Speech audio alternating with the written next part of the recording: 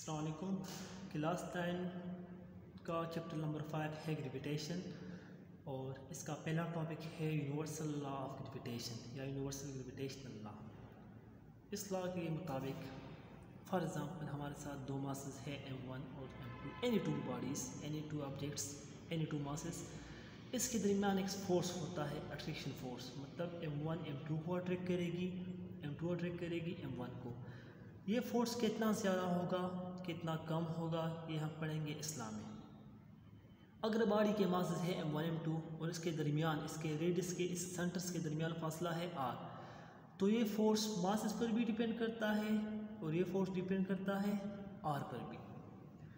तो इस लॉ के मुताबिक हमारे कायनात में, इस यूनिवर्स में हर दो बॉडीज़ एक दूसरे को अट्रैक्ट करती है।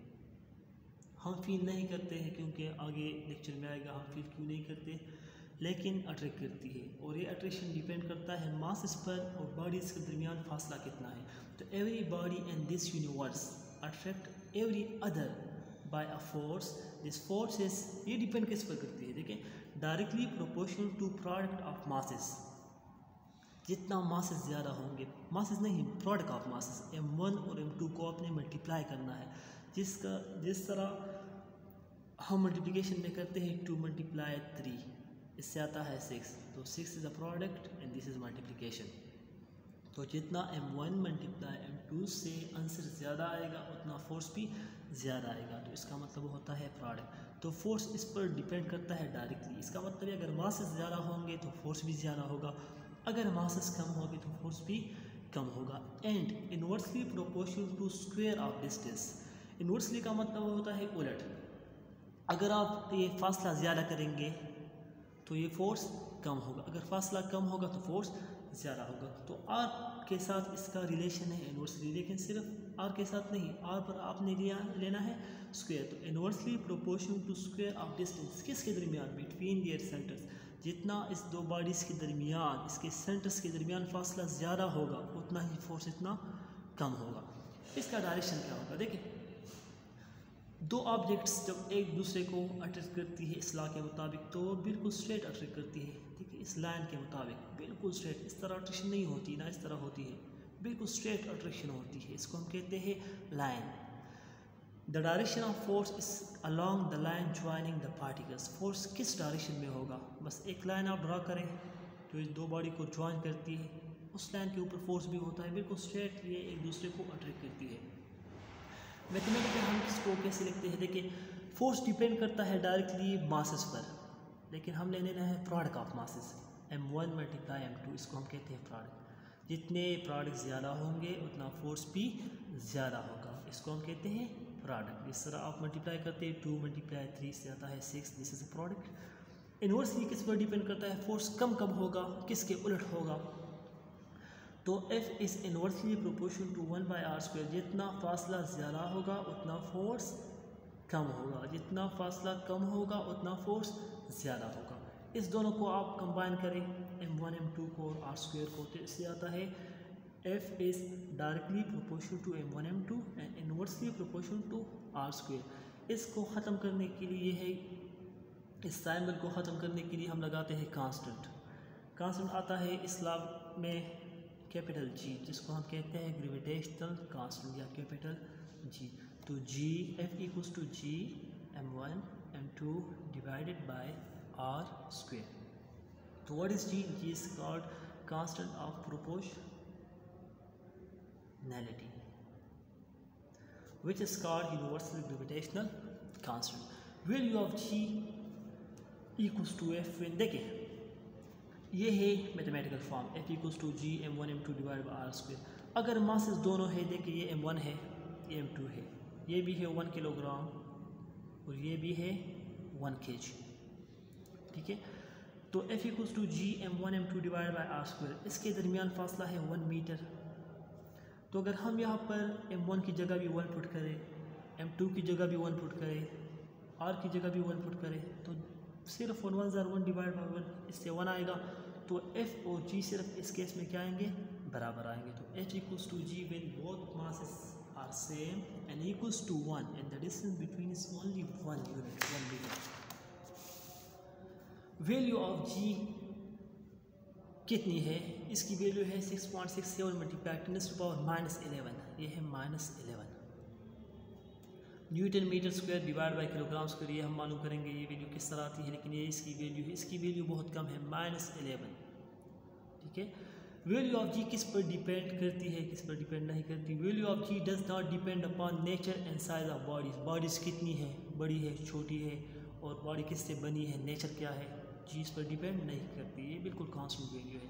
It also does not depend upon the nature of medium. ये इस पर भी डिपेंड नहीं करती कि बॉडीज़ कहाँ पर प्लेस है, कहाँ पर रखी हुई है bodies. Due to very small value of G gravitational force is a weak force. ये वीक फोर्स इसलिए क्योंकि हम इसको महसूस नहीं करते, क्योंकि जी की वैल्यू क्या है, -11। तो जी की स्मॉल वैल्यू की वजह से इसकी वैल्यू बहुत कम है, इसलिए हम इस फोर्स को फील नहीं करते। प्रॉपर्टीज इसकी क्या है, देखें। फर्स्ट प्रॉपर्टी है attractive nature. The force is always attractive. कभी भी ग्रेविटेशन फोर्स रिपल्सिव नहीं होती। जितनी भी फोर्सेस है gravitation always attractive force.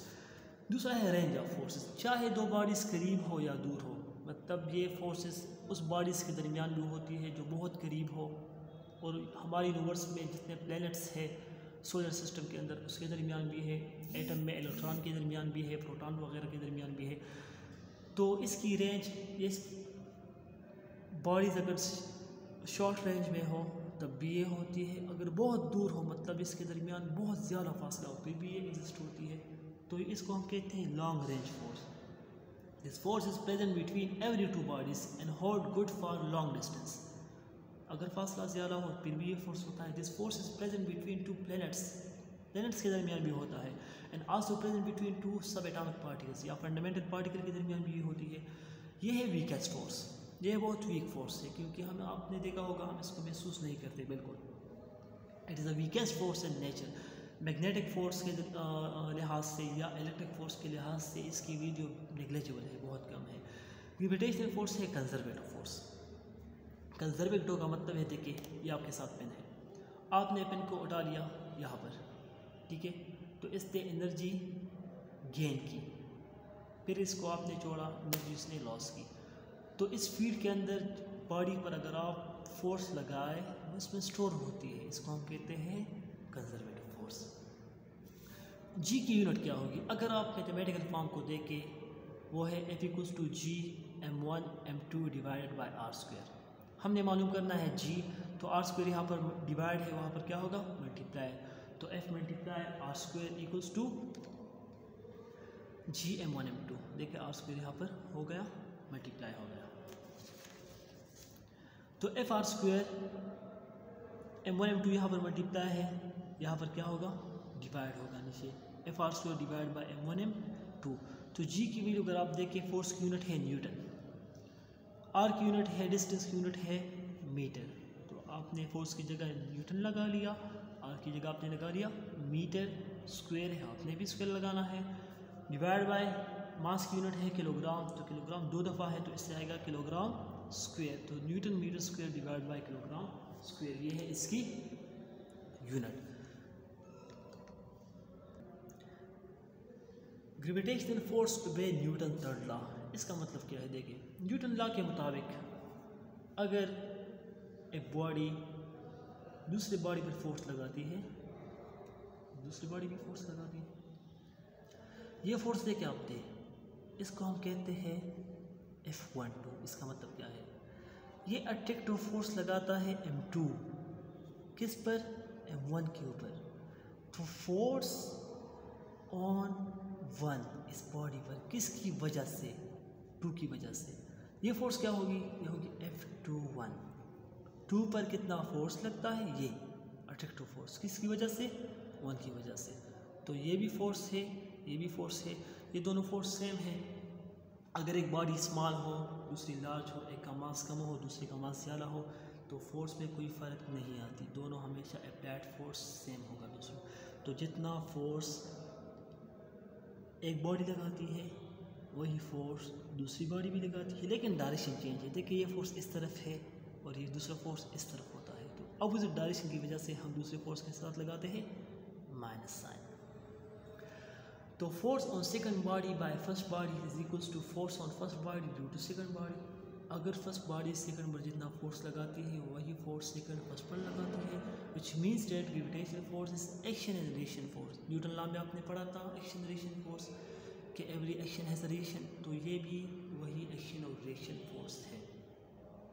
Example को आप देखें, gravitational force between two objects does not depend upon, ये डिपेंड किस पर नहीं करती, सम ऑफ मासेस, क्योंकि लॉ में सम तो नहीं था, प्रोडक्ट था, प्रोडक्ट ऑफ मासेस, जी और सेपरेशन किस पर डिपेंड नहीं करती। देखिए जी भी वही पर था, सेपरेशन का मतलब होता है आर भी था, प्रोडक्ट भी था M1 और M2, तो डिपेंड किस पर नहीं करती, सम पर। ये सम पर डिपेंड, सम का मतलब है एडिशन पर ये डिपेंड नहीं करती। दूसरा एग्जांपल है कि मून का जो मास है वो अर्थ की निस्बत 1.2% है, बहुत कम है अर्थ से, मतलब ये मून है और ये अर्थ है, सही। ये दोनों फोर्स कैसे लगाएंगे एक दूसरे के ऊपर, मतलब मून जो फोर्स लगाता है या अर्थ लगाता है वो स्मॉल होता है, ग्रेटर होता है या सेम होता है। याद रखें इसमें फोर्स हमेशा दोनों बॉडीज़ का सेम होता है, तो ये फोर्स आप इसको पढ़े, लेकिन ये फोर्स क्या होगा, सेम होगा। जो फोर्स ये बॉडी लगाती है इसके ऊपर वही फोर्स ये बॉडी इसके ऊपर भी अप्लाई करती है। इसके साथ आपका ये टॉपिक ख़त्म हुआ। नेक्स्ट टॉपिक में हम पढ़ेंगे मास ऑफ अर्थ।